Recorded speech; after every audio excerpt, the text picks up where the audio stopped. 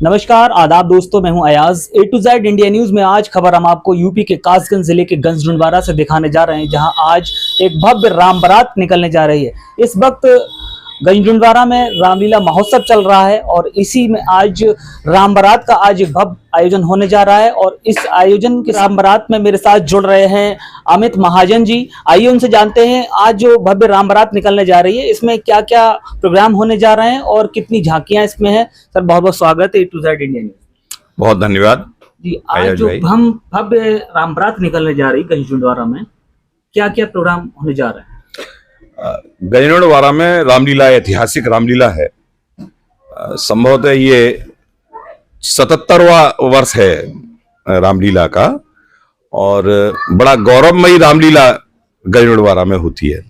मैं समझता हूं कि पूरे गंजडुंडवारा में जैसी रामलीला होती जनपद में नहीं होती, मंडल में शायद कहीं होती हो। और राम बारात, ऐतिहासिक राम बारात यहां की निकलती है।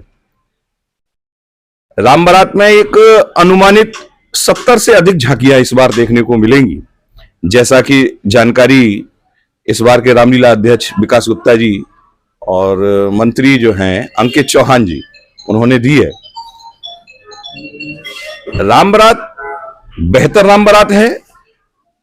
ये एक पारंपरिक ढंग से राम बारात जो निकालने का प्रयास प्रतिवर्ष यहां होता है, इसके पीछे एक बड़ा अनूठा सा सिद्धांत है।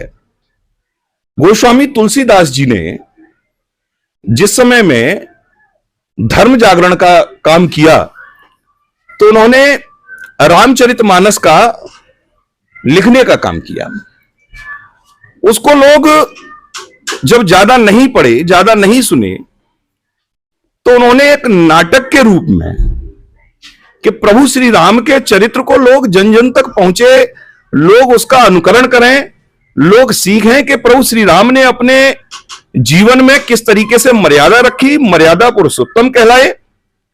उनके आचरण को, उनके कैरेक्टर को लोग अपने जीवन में धारण करें, इसके लिए उन्होंने एक नाट्य रूप में रामलीला का शुभारंभ किया था।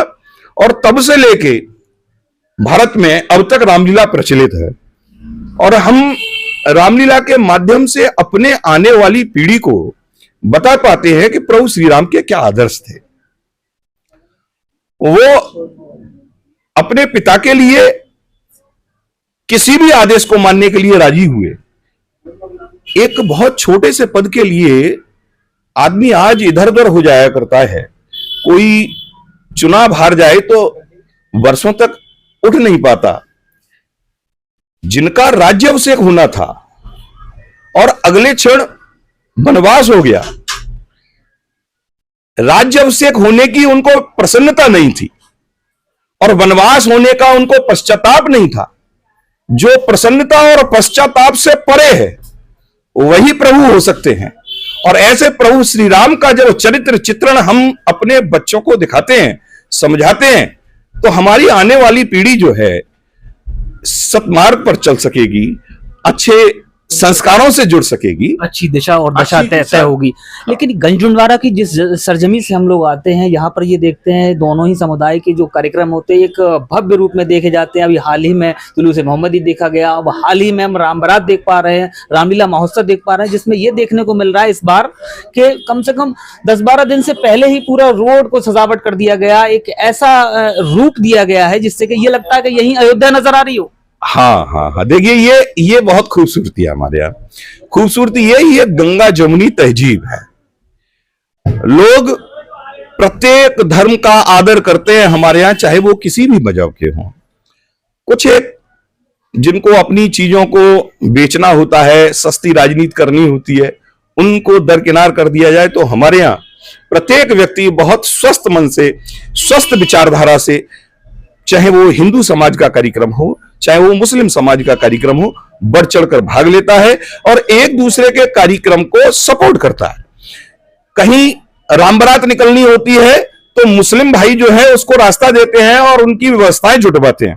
उसी तरीके से 12 वफात का जुलूस होता है, उसके लिए हिंदू भाई भी इसी तरीके से करते हैं। अभी आपने देखा होगा कि 12 वफात का जुलूस जिस तरीके से कितना भव्य और दिव्य निकला, उसके तुरंत बाद में दूसरे ही दिन गणेश महोत्सव था। गणेश महोत्सव में बहुत सुंदर झांकियां और एक बड़ा भव्य और दिव्य वो भी कार्यक्रम हुआ, और दोनों ही कार्यक्रम दोनों समुदाय ने बहुत अच्छे से और पूर्ण मनोयोग से किए। तो इसको तो मैं यही कहूंगा कि ये एक स्वस्थ विचारधारा है, स्वस्थ मानसिकता है, और ये बनी रहनी चाहिए। अच्छा, इस रामलीला महोत्सव के दौरान आज राम बारात में जिस तरह से कन्याओं की शादियां की जाती हैं, इसमें कितनी कन्याओं की इस बार जो है हाथ पीले होने जा रहे हैं? लगभग 10, संभवतः 10 बेटियों का, 11 थे शायद, एक कम हो गई है। ये एक अनूठी हमारे यहाँ पहल चल रही है और एक विशेष तौर पर लोग देखने के लिए। देखिए, होता क्या है, जो गरीब तबके के लोग हैं, अपना जीवन अभाव में जी रहे हैं, वो भी चाहते हैं कि हम अपनी बेटी को एक अच्छे पुरस्कार देकर, अच्छी उपहार देकर हम उनको विदा करें। दहेज तो मैं इसलिए नहीं कहूंगा क्योंकि दहेज का शब्द खराब है। दहेज हमें न बोलना चाहिए, न लेना चाहिए, न देना चाहिए। एक खुशी का मौका होता है, खुशी का मौका, उपहार कहेंगे और उपहार ही दिए जाते हैं। तो उनकी सामर्थ्य नहीं होती है। जैसे हमारा एक हाथ कमजोर हो और दूसरा हाथ स्वतः ही उस हाथ को सपोर्ट कर देता है, तो जो गरीब तबके के लोग हैं वो भी हमारे समाज के, अपने समाज के अंग हैं। वो कहीं बाहर से नहीं है, वो कोई बाहरी नहीं है। जैसे एक अविकसित अंग को दूसरा अंग सपोर्ट करता है, उसी तरीके से जो अविकसित लोग हैं, जो वंचित लोग हैं, अगर वो कहीं अभाव का जीवन जी रहे हैं, तो जो संपन्न लोग हैं उसमें बढ़ चढ़कर हिस्सा लेते हैं। तो ये भी एक बड़ा अनूठी पहल है। इसमें बेटियों का विवाह होता है। शहर के जो उद्योगपति लोग हैं, दानदाता लोग हैं, बहुत बढ़ चढ़कर हिस्सा लेते हैं और उनको एक बहुत तरीके से उपहार दिए जाते हैं, जिसमें सोने चांदी की भी चीजें रहती हैं, गृहस्थी की, जैसे कूलर है, टीवी है, फ्रिज है, अलमारी है, बेड है, इस तरीके की बहुत सी चीजें जो बेटी के दैनिक उपयोग की चीजें होती हैं वो दी जाती है। और इसके बाद में उनका पाण ग्रहण संस्कार जो होता है, विवाह संस्कार जो होता है, वो पंचायती बाग में काली मंदिर पर होता है। तो एक ये बड़ा सुंदर आयोजन है इस राम बारात का। ये थे मेरे साथ अमित महाजन जी, जो पूर्व में भी आयोजक रहे हैं रामलीला महोत्सव के, और इस बार विकास गुप्ता जी इस को ये जो जिम्मेदारी दी गई है, और मंत्री जी हैं अंकित चौहान जी, उनको ये जिम्मेदारी दी गई है। अब इस कार्यक्रम को देखने के लिए बड़ा ही दूर दूर से लोग आ रहे हैं, और जिसमें एक अनूठी पहल के बारे में अभी बताया गया, जिस तरह से हिंदू बेटियों की शादियां कराई जाती हैं और उस शादियों में उनको उपहार बतौर दहेज न कह करके उनको एक उपहार दिया जाता है, और उनके कहीं ना कहीं जीवन की एक किरण को यहाँ से स्टार्ट किया जाता है। तो ये गंजडुंडवारा की सरजमी से कासगंज जिले की ये एक पहचान है, और इस पहचान के साथ साथ गंगा जमुनी तहजीब कहे जाने वाले पटियाली क्षेत्र में ये कार्यक्रम भव्य आयोजित होते हैं, चाहे वो हिंदू समाज के हों, चाहे मुस्लिम समाज के हों। ऐसी खबरों को देखने के लिए A to Z India news को सब्सक्राइब करें। ज्यादा से ज्यादा लोगों तक ये खबरें पहुंचाने के लिए शेयर जरूर कर दिया करें। देखते रहिए A to Z India news.